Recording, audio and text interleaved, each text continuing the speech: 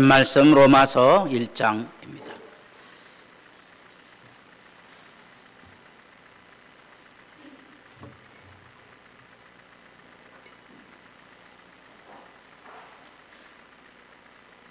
로마서 1장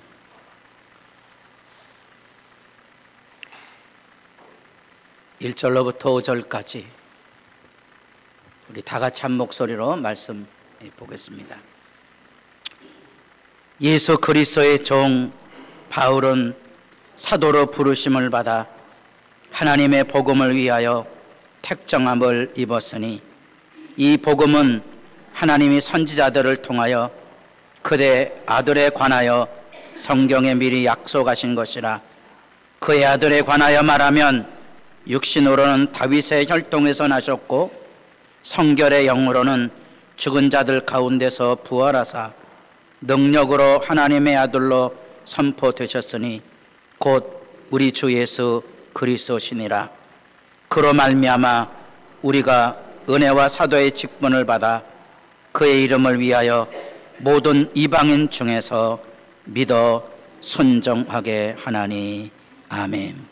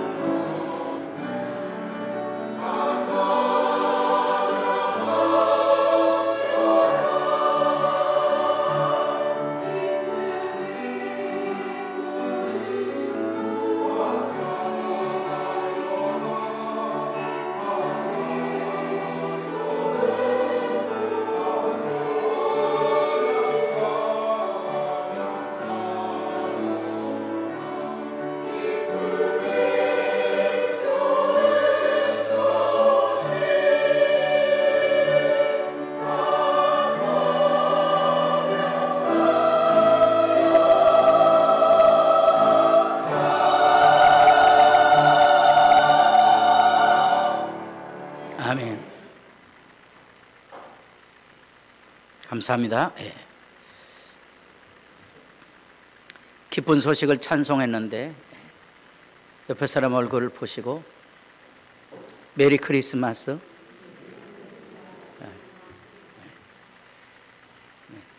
뭐라 그럽니까? 살다가 별꼴이야, 그렇지 않습니까? 이게 뭘까? 예수님 오신다고 찬송을 부르고 기쁜 소식 복음이라고 그러는데, 영광이란 말도 쓰는데 오늘 본문에 나오지 않지만 본문의 내용을 뭉뚱그리면 영광이거든요. 영광이 뭘까요? 영광이 뭘까요? 찬송을 부르는데 엉덩이가 들썩이지 않는다면 그건 죽은 찬송이죠. 찬송을 부르는데 눈물이 쏟아지지 않는다면 그것은 가면일 가능성이 높지 않겠어요? 예배를 드리는데 하늘의 영광으로 충만한 즐거움이 없다면 그건 거짓 예배일 가능성이 있지 않겠습니까? 지금 우리는 로마서 전체 중에 서론을 읽고 있어요. 서론 아직 시작도 안 했어요. 복음에 대한 얘기를 했어요. 기쁜 소식이 뭐죠? 그 복음에 대한 얘기를 하면서 그 안에서 이제 죄와 의에 대한 얘기를 좀 하는 데까지 하려고 그래요. 죄와 의의 차이가 뭘까? 이게 복음의 핵심이에요. 죄인이 구원받아서 의로움으로 하나님 앞에 선다는 그걸 표현하는 말이 은혜예요. 은혜라는 말을 우리의 삶 속에 어떻게 경험하며 사느냐? 그게 믿음의 순종이에요. 바울은 지금 이 로마 교회에 편지하면서 이 얘기를 하고 싶은 거예요. 우리가 하나 되어서 복음에 서로 함께 희생하고 섬기는 일에 영광을 이루어갑시다. 그리고 로마서 여러분 16장에 가보면 꿈에 그리던 믿음의 사람들의 이야기와 하나님의 교회 문안 인사가 거기 나옵니다.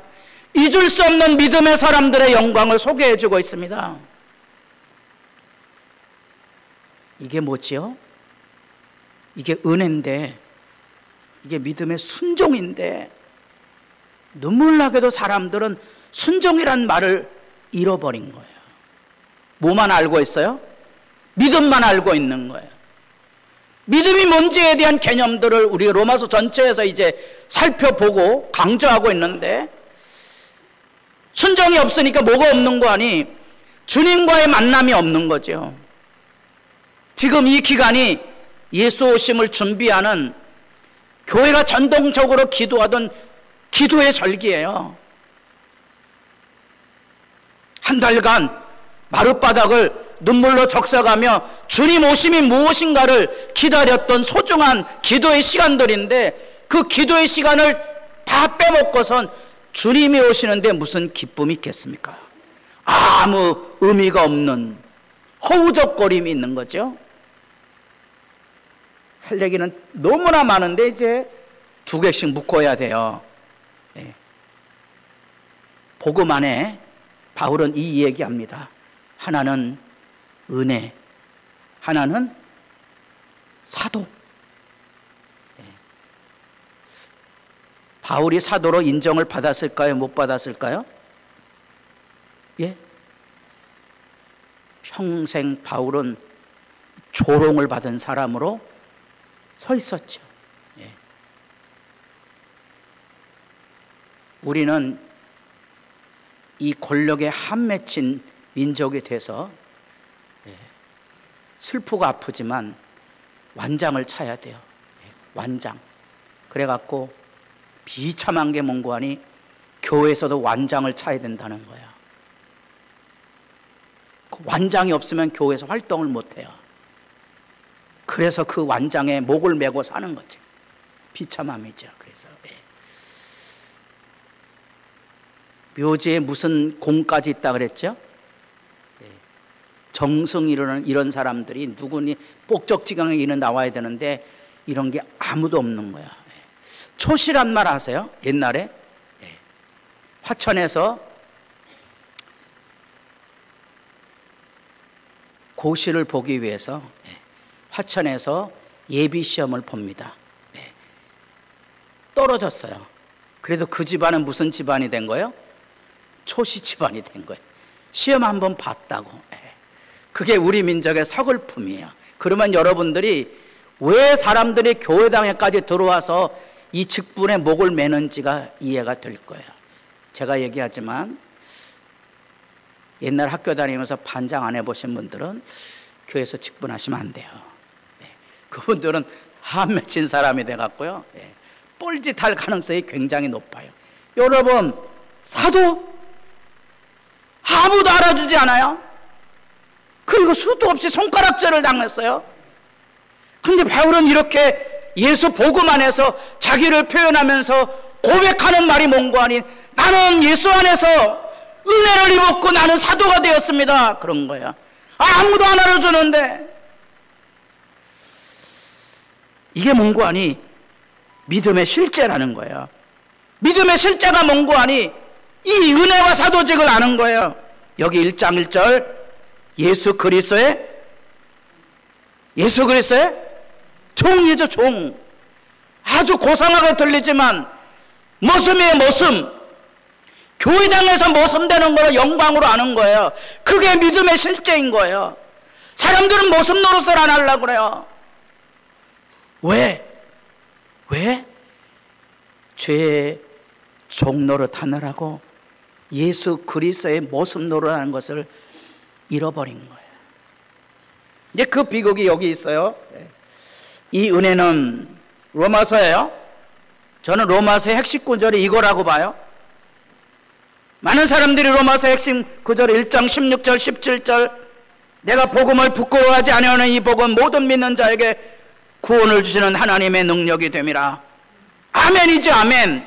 복음의 하나님의 이거 나타나서 믿음에 이르게 하나니 기록된 바 오직 의인은 믿음으로 말미암아 살아요 죽어요? 믿음으로 싸운다? 믿음으로 불평한다? 믿음으로 다툰다? 아니에요. 믿음으로 산다는 게 뭐예요? 이거예요. 이거. 이 은혜는 곧 나로 이방인을 위하여 그리스도 예수의 일꾼이 되어 하나님의 복음의 제사장 직분을 하게 하사 이방인을 제물로 드리는 것이 성령 안에서 거룩하게 되어 받으실 만하게 함이라. 이방인을 뭘로 드린다고요? 제물로 드려요? 제물 어떻게 해요? 잡아 드려요? 바울이 이방인을 칼로 배를 째서 하나님께 드렸습니까? 이게 뭔 말인지 아셔야 돼요.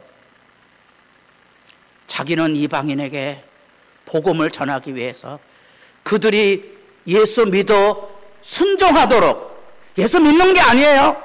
믿음 안에 순종하도록 자기는 자기 생명을 관제로 드리는 것처럼 갈아서 드리는 거예요. 이방인들이 예수 믿어 순종하도록. 그걸 은혜라고 표현한 거예요. 많은 사람들이 교회당에서 저 사람 뭐 어떻고 저떻고 그런 얘기합니다. 그 사람을 위해서 목숨을 걸고 밤새 기도해 본 적 있습니까? 그런 거 안 하는 사람들이 교회를 한다는 거예요. 많은 사람들이 목사님 하나님 뭐 있어요? 뭐 있냐고요? 여러분 구원받도록 이거 하는 거예요. 이거. 여러분들이 예수 믿고 순종해야 제가 천국에 간다고요. 예수 믿고 복 받기를 바랍니다. 아멘 하세요. 그 복이 무슨 복이에요? 예수 잘 믿고 순종하는 거예요. 예수 잘 믿고 순종해야 천국이 있거든요. 순종하지 않으면 천국이 없어요. 복 받으면 뭐예요? 순종 안 하는데. 그럼 천국 없어요. 이방인을 제물로 드리는 그것에 바울은 생명을 쏟아붓는 거예요.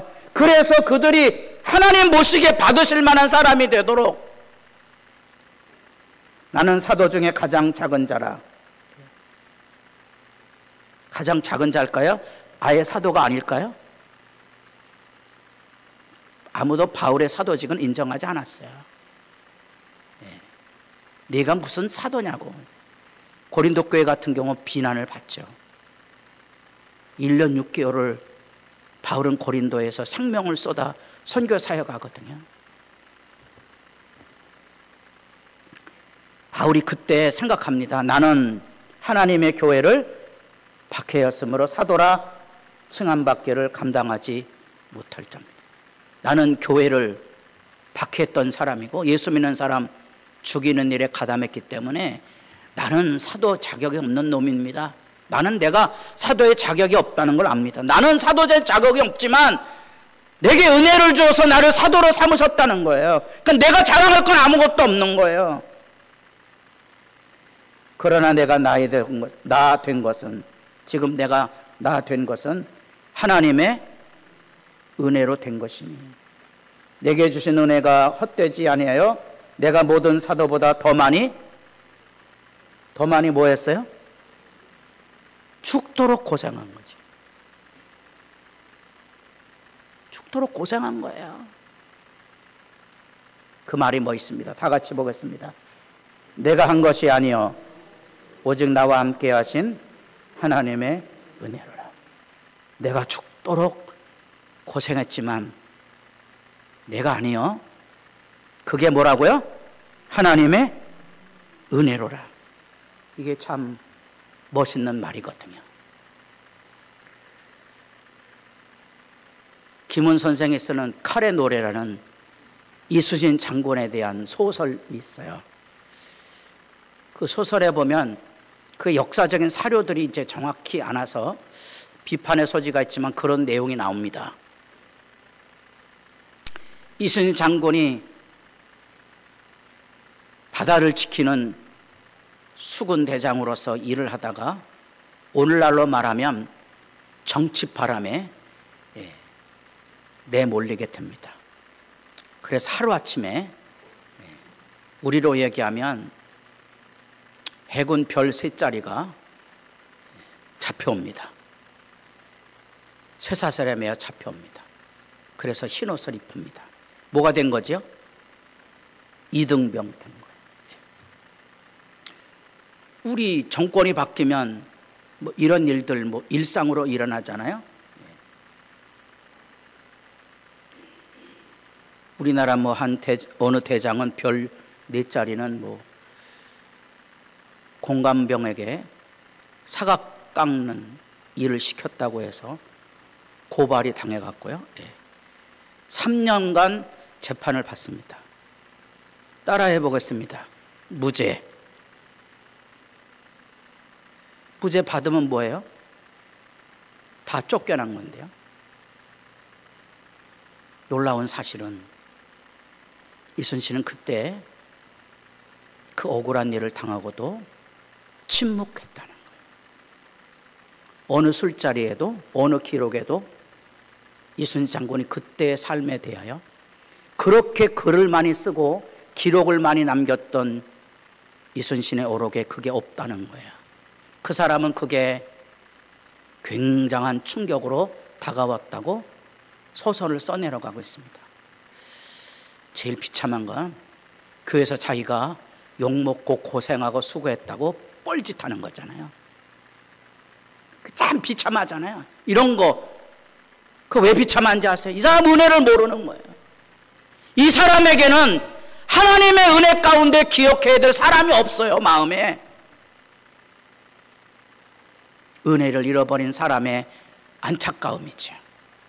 이게 예수 그리스도 안에서 하나님의 은혜 가운데 우리가 은혜와 사도의 직분을 받아야 담긴 중요한 의미예요. 우리가 예수 그리스도를 우리 주라고 고백합니다. 그분을 고백하며 사는 삶은요, 은혜와 사도의 직분을 가지고 서 있는 거예요. 은혜 없는 사람들이 교회 일을 하다가 서툴려면 엉뚱한 짓을 해야 되는 그런 모습들을 여러분 알고 계셔야 돼요. 그건 부부간에도 마찬가지예요. 우리 집사람이 저한테 할 말 많지만 저도 할 말 많습니다. 많아봐야 뭐예요? 아무 소용없는 거야. 우리는 하나님 앞에 은혜라는 말이 뭔지 아셔야 돼요. 부름받아 나선 이 몸의 영광을 알고 계셔야 돼요. 그래야 직무에 성실할 수 있어요. 그래야 별넷을 이등병으로 강동해도 침묵할 수 있어요.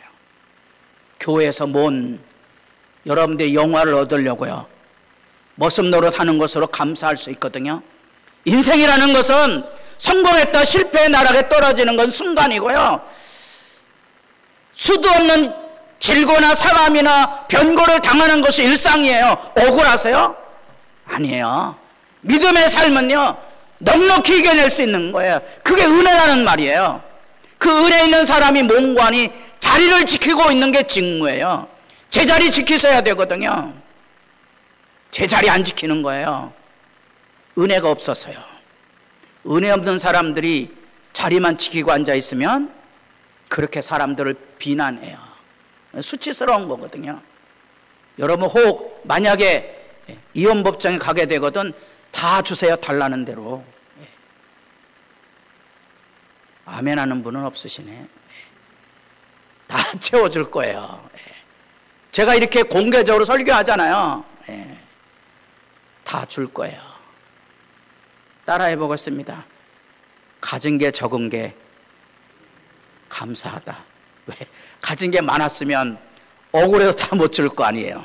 여러분, 은혜와 사도직이란 말을 잊지 마세요. 이게 그리스도 안에 살아가는 예수 그리스도 우리 주라는 신앙 고백의 진실이에요. 두 번째, 신앙 고백의 진실은 믿음의 순종이에요. 이거는 한 달 동안 해야 되는데 지금 이렇게 5분 안에 해야 되거든요. 왜? 여러분 예수 믿으시죠? 예수 안 믿는 분 계세요 여기? 목사님 다 예수 믿으니까 교회 왔지요? 그럼 여러분 예수 믿는가 안 믿는가를 제가 점검해 볼게요. 여기 믿음의 순종이란 요 말을 학자들이 연구를 했어요. 로마서 하려면 이게 이제 5권은 사야 되거든요. 뭘 하기 위해서? 좀 믿음의 순종이란 말 뜻을 이해하기 위해서 책 한 권을 봐야 돼요. 믿음의 순종, 요게 이제 그 언어 연구를 하는데 수렁이거든요. 소유격. 그러면 첫 번째 요거를 목적, 격적, 소유격이라 그럽니다. 발음도 안 되네. 요거는 몽고하니 이게 목적격이에요. 그러니까 믿음의 순종 이러면 믿음을 또는 믿음에 대한 순종 이런 의미가 되는 거예요. 주격적이 돼요. 믿음이 하는 순종. 출처로서의 의미가 있는 소유격이에요. 믿음으로부터 오는 순종. 형용적인 표현이에요. 믿는 순종. 동격적인 순종입니다. 믿음 곧 순종. 어느 게 맞을까요? 따라해 보겠습니다. 쓸데없는 소리 하지 마시고요. 저는 새 빠지게 이게 어느 게 맞는지 이제 생각하거든요. 근데 교인들은 졸고 앉았는 거예요. 이러면 이제 목사가 망가지는 거예요. 그게 뭔 말인지 아시죠? 기도해야 되는데 그 사람 거기 없어요. 목사가 망가지는 거예요. 그 교인도 그 자리에 없었으니까 은혜가 없으니까. 은혜 없는 사람들이 교회당 앉아있어 주님의 그 사람 일해 보세요. 힘드니까 사람들 욕하고 비난하지 않겠어요? 그런 거예요. 요즘 이제 윤 대통령 뭐하고 지나는가 궁금하지 않으세요? 깝깝하죠. 억울한 일 많아도. 억울한 일 많아도요, 넘지 말아야 될 선이 있는 거예요. 사람의 수치가 그런 거예요. 수치 한 번이라도 드러내면 수렁이에요. 재미없으세요? 중요한 내용이에요. 이게 지금 무슨 짓을 하고 있는 거지? 학자들이 믿음이 무엇인지에 대한 고민을 하고 있다는 거예요. 많은 사람들이 믿음을 말하는데 그 믿음에 순종이 없는 거예요. 지금 이 기도하는 절기라 그랬잖아요. 기도하는 절기에 나와서 기도해 보셔야죠. 기도해 보셔야 순종이라는 게 뭔지를 기억하고 그 안에 믿음이라는 경험이 있지 않겠어요? 어제 눈이 그래도 상당히 많이 왔어요. 예. 그 새벽에 우리 권사님들이 뭐 길을 내놓으라고 막 애를 썼는데, 예.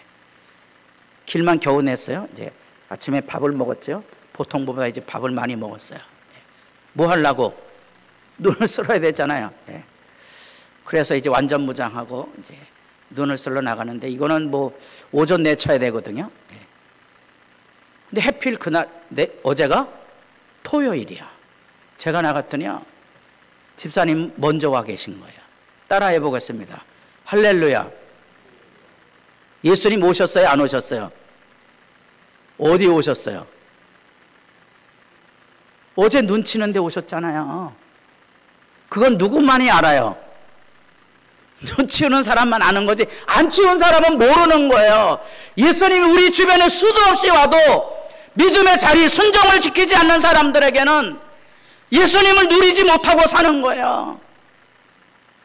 그런 건요, 교회 일은 아빠가 봐서 수고하는 게 아니에요. 가족이 오는 거예요.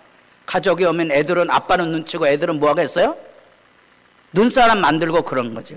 이렇게 아름다운 거, 이런 거 선생님들이 막 수고로움을 해서 너무 고마운데요, 이런 거는요 선생님들이 하는 게 아니에요. 애들이 다 나와서 하는 거예요. 그래갖고 애들이 막 여기다가 종이를 막 풀로 붙여갖고, 야, 저게 개떡같이 만들어놨네. 그런 게 아름다운 거예요.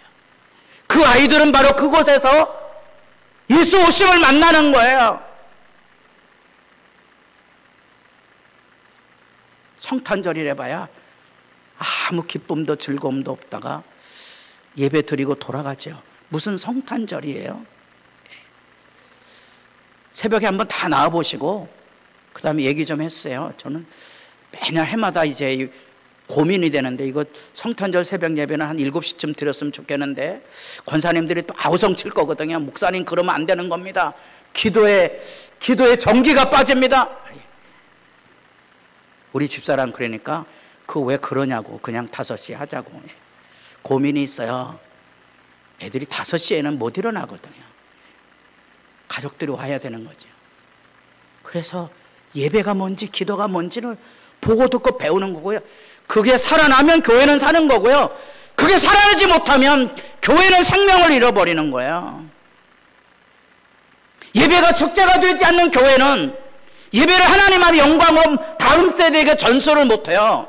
예배당을 자다 졸다 가는 예배를 가지고는 믿음을 지킬 수가 없는 거예요. 그게 믿음의 순종이라는 말이에요.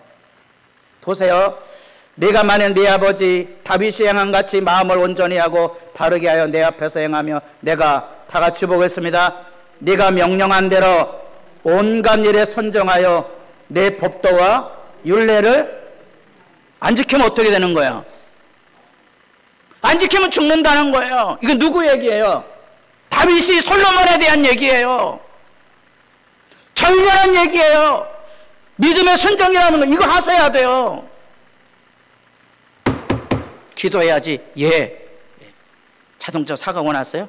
팔이 부러졌어요. 뭐하고 오셔야 돼요? 기부사고 오셔야 돼요. 해보셔야 돼요.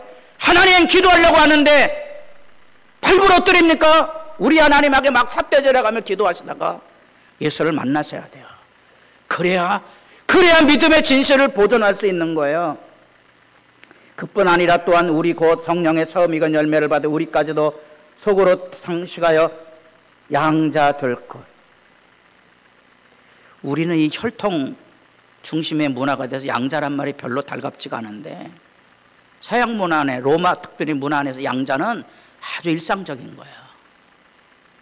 내가 집안이 비천해도요, 장군의 집에 입양이 되는 건 영광이지요. 우리는 이런 문화가 없었잖아요. 그 양자예요.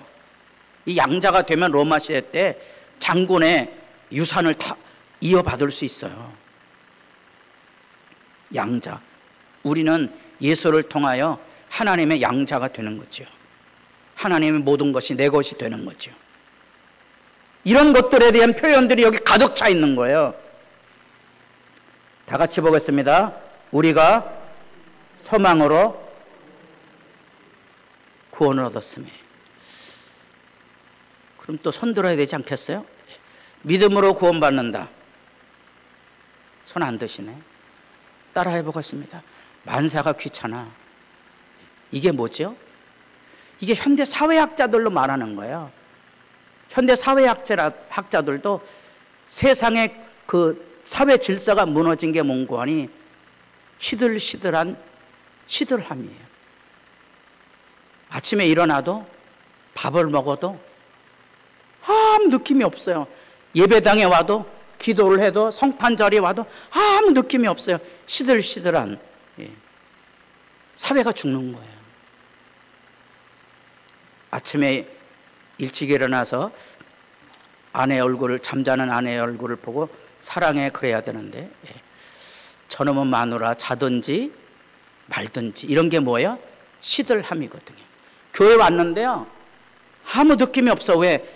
그 사람을 위해서 기도해 본 적도 회개해 본 적도 없기 때문에 그 만나 아무 느낌 없는 거 그게 현대사회의 비극인 거예요. 소망으로 구원받는다는 사람 없으세요? 여기 있잖아요. 소망으로 구원받는다고. 이게 어디 있는 성경이에요? 로마서예요. 믿음으로 구원받아요? 소망으로 구원받아요? 그럼 대부분의 성도들이 목사님 그런 얘기 하지 마세요. 이게 재미없는 거예요. 여기 왜 소망으로 구원받는다고 그랬죠?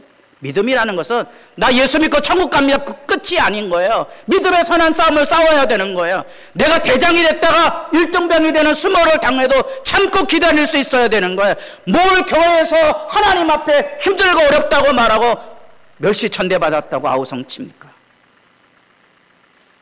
뭘 부부간에 결혼 생활하다가 뭔 그렇게 일이 힘들다고 뭐가 잘못됐다고 아우성을 칩니까?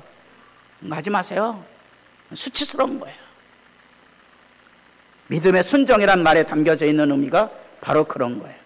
야고보 기자는 말하죠. 우리 조상 아브라함이 그 아들 이삭을 제단에 바칠 때 뭘로 의롭다함을 얻었다고요? 로마서 1장 17절에 의인은 믿음으로 말미암아 살리라 그랬는데 이 믿음으로 살리는 이 믿음의 의로움은 믿음으로 의롭다함을 받은 거지 어디 행함으로 의롭다함을 받았어? 여기 있잖아요. 따라 해보겠습니다. 믿음은 순종으로 입증이 되는 겁니다. 순종하지 않는 사람은 이삭을 제단에 바쳤어요? 아들 제사해 본 적 있으세요? 불평 없이? 이게 믿음의 순종이에요. 이런 것들이 믿음에 대한 이야기거든요. 참 그래서 우리 주님이 오셨다는 말은 이런 거예요. 지난번에도 방송사고가 있었는데 오늘도 방송사고가 있습니다. 따라해 보겠습니다. 맛들이면 큰일 납니다. 그래서 저 맛을 잘못 들여갔고요. 제가 요즘도 우리 집사람의 구박을 받아가며 일주일에 한 번만 라면 먹으려고 지금 아우성을 치고 있습니다. 주님이 오신다는 말을 아세요? 넘어가지 않으면 무너지는 거예요. 믿음 팔아먹지 마세요. 좋은 일만 있는 게 아니에요. 여기 나타난 그대로 표를 찾아가는 거예요. 표를 찾아가는 거예요. 그리고 기뻐하는 거예요. 뭘 드린 거예요? 보배야. 자기 삶을 아기 예수 앞에 쏟아놓는 거예요. 그게 믿음의 실제이고요. 나는 선한 싸움을 싸우고 나의 달려갈 길을 마치고 믿음을 지키셔야 돼요. 믿음 없는 자가 되지 마셔야 돼요. 하나님 앞에 힘들다고 어렵다고 그런 말 하지 마셔야 돼요.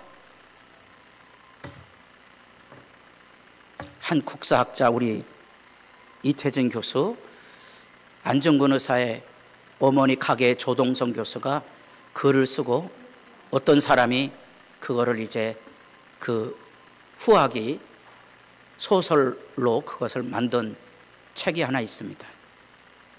이토 히로부미가 안정권을 쏟아라는 거예요. 여기 삶이 시들시들하신 분은 뭔 말인지 잘 모를 거예요. 누가 누구를 쐈다고요? 그 말이 뭔고 하니 이 일제는 이 안중근이라는 위대한 인물을 죽이기 위해서 30년 동안 그 둘째 아들, 첫째 아들은 아마 독살당했다고 보는 학자들이 꽤 많고요, 둘째 아들 살아남은 것을 30년 동안 꼬셔서요, 안중근 사후 30년에 안중근의 둘째 아들 안중생이 남산 일본 놈들이 세운 신사의 그 방문사라는 절에서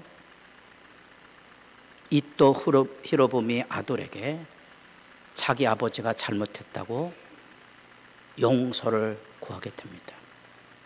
그래서 일제는 안중근이 잘못했다는 사실을 공개화시키고 일본은 그 사람을 용서했다는 통큰 민족으로 역사를 날조하게 됩니다. 잊지 말아야 될 이름이 있어요. 안중생. 아버지 이름을 팔아먹은 거죠. 여러분들이 선지자를 통하여 만나는 울부짖음이 뭔지 기억하셔야 돼요. 믿음 팔아먹지 마세요. 믿음 팔아먹지 마세요. 교회 영광을 지키셔야지. 교회 머슴 노릇하라고 부르셨는데 교회 왕 노릇하지 마시고요. 여러분 서로 사랑하도록 부부로 부르셔서 언약을 맺었는데 죽기까지 사랑하며 살 수 있는 복 있는 사람들이 되기를 바랍니다. 주님이 오셔야 가능합니다. 믿음에 순종하는 사람만이 매일 곳곳에서 주님이 내게 다가오시는 영광을 만날 겁니다. 예수 만나 기뻐하는 주의 성도들이 되기를 바랍니다. 기도드리겠습니다.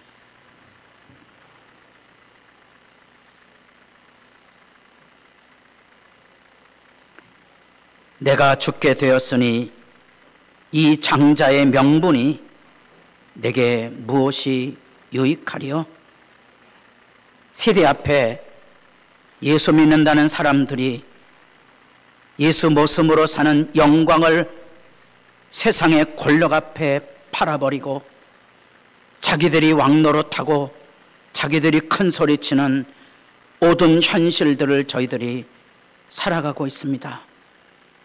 낮고 천한 삶의 자리 안에 믿음의 순종을 지키는 사람들만이 예수 오심을 만납니다. 마룻바닥에 눈물 흘렸던 사람들을 통하여 예수는 영광의 주로 우리 가운데 오심을 증언할 수 있습니다. 예수의 증인으로 세상을 살아갈 수 있도록 주 오심의 기쁨을 능히 알게 하옵소서. 예수님의 이름으로 기도드립니다. 아멘.